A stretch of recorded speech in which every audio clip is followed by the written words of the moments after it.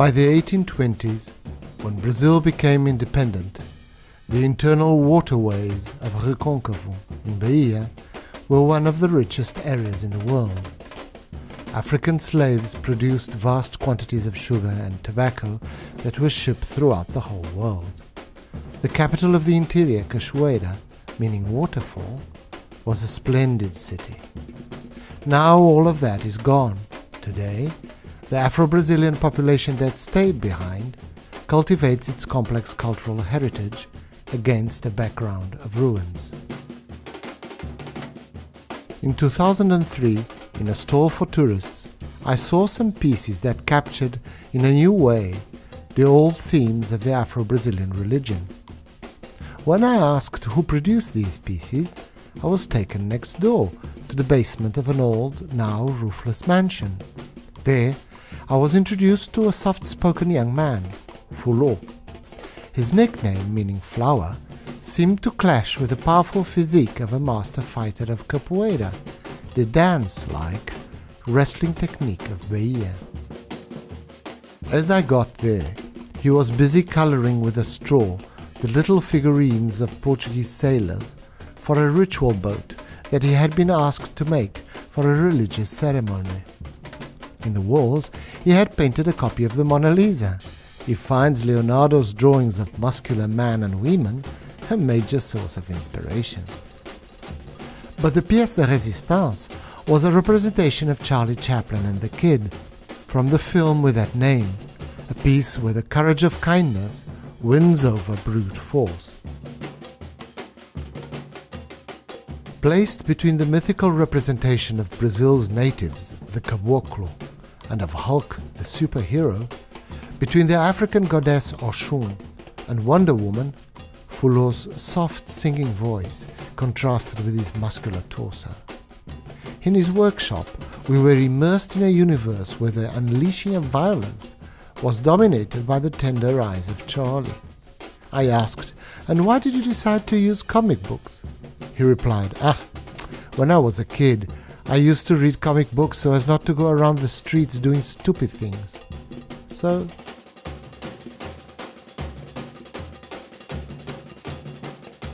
The red tongues of the black bodies of the demons, the Eshu, stood out among the stalls of the workshop.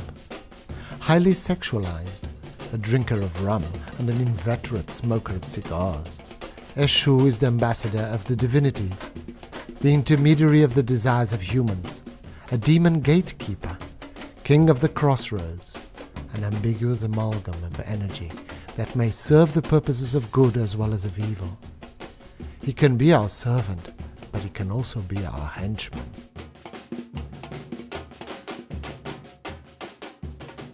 Fulô is son, grandson, and great-grandson of producers of the simple earthen Eshu that are used in the Afro-Brazilian religious ceremonies, with a burning amber in the gaping red mouths.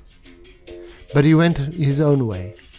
He somehow changed it all by adopting the visual language of the superheroes with whom he identifies due to his own muscular body. He transformed the old African ritual into a synthesis for the ambivalent violence of his own contemporary world. His Eshus wear striped trousers, like Bahian slaves did in the old days. They have the bodies of superheroes, but the souls of capoeira masters. Fulô's dreams are dark and eerie, like the underground cathedrals of Hulk's scenarios, where powerful, ambivalent forces threaten to brutalize the fracos, the powerless, represented by little blonde girls, as in Hulk's stories, or by Chaplin's orphan. His workshop was in front of the monumental old prison of Cachoeira, the symbol par excellence of the liberation of Brazil and of its slaves. This is a dark, stony space that is entirely occupied today by large statues of caboclos and of gagged slaves, the ambivalent representatives of Brazil's unique mixture of forces. These black caboclos are Indians whose dressings are more evocative of North American Plains Indians than of Amazonia. They symbolize the burying of black feet in Brazilian soil.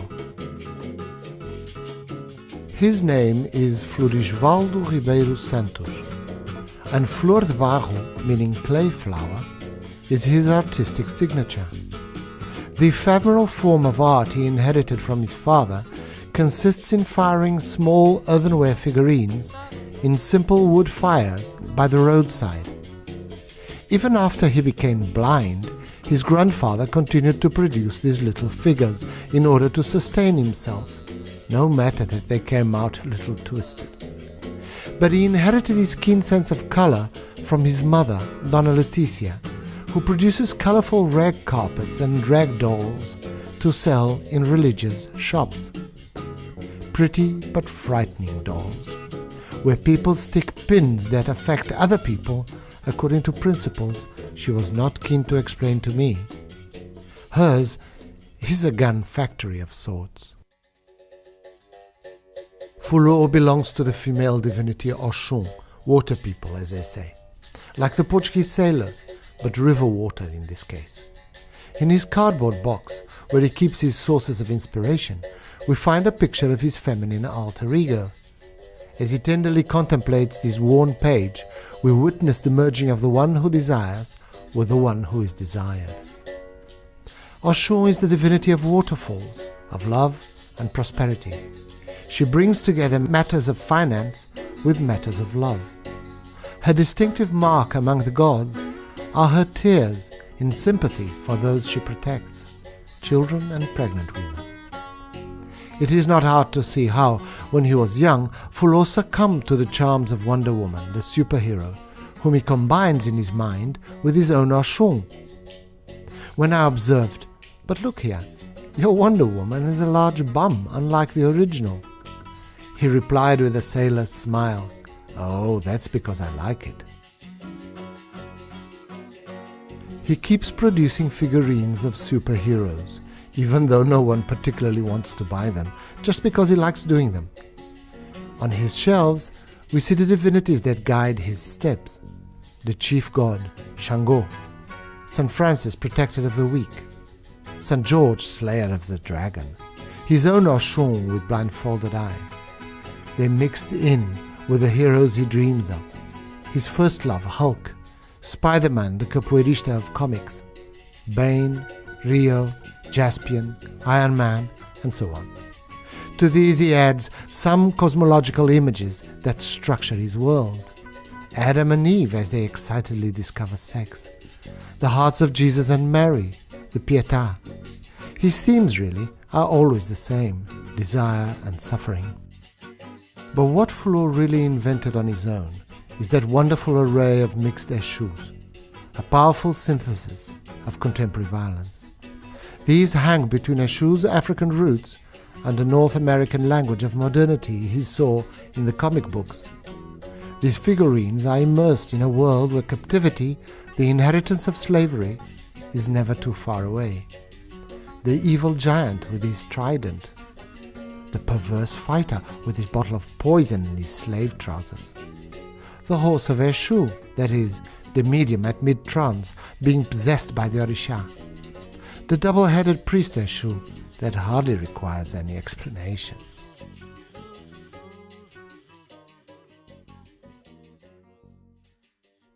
The 15th of August is the day of the Ascension of Our Lady, and is also Cachoeira's main feast day. At night, people dance frenetically in the samba circles the whole night long. During the day, the procession of the sorority takes place, with the women all attired in the fabulous regal dresses made out of food packaging. At the front goes the head priestess of the year, magnificently dressed, but in the style of the old days of slavery. The whole day long, older women in their ritual dresses go in and out of the sorority's house church, the pantheon of Bahia's matriarchal order.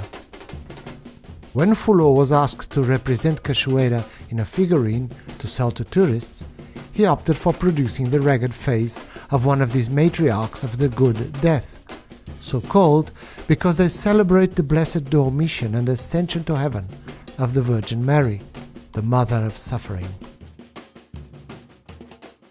Among Fulô's pieces, there is one that represents what he most fears, enslavement. This image of power enchained, of strength possessed, merges both physical entrapment and libidinal entrapment. It represents the inevitability of desire. Captivity is a condition that is always imminent. In real life, as in comic books, evil constantly rears its ugly head. There is no end to the battle against evil. Here, Fulô depicts captivity by taking recourse to the image of the Baroness, the slave owner. One of her slaves, he explains, is his own self-portrait. The Baroness has the features that he gives to all of the white women that personify his desire. His caboclas are very different. They are rude, coarse, shapeless. Much like the idealized capoeira fighter, the style in which he depicts these enslaving women is that of the little blonde girls that Hulk saves from evil. But see, Fulô calls my attention with his sailor smile. She has leopard-spotted underpants. About 2 years ago, a white woman came around who took Fulô by the hand. She did give him a good job, but she took him to a distant place in Maranhão, where he remained enchanted for over a year. Much like Samson, he had to cut his rasta locks so he could work with her. It was hard, he says, but it was good. Still, he managed to return after little over a year. His locks have grown again. Upon his return, Fulô started drawing a comic book of his own experiences. There, his lady assumes the features of Wonder Woman.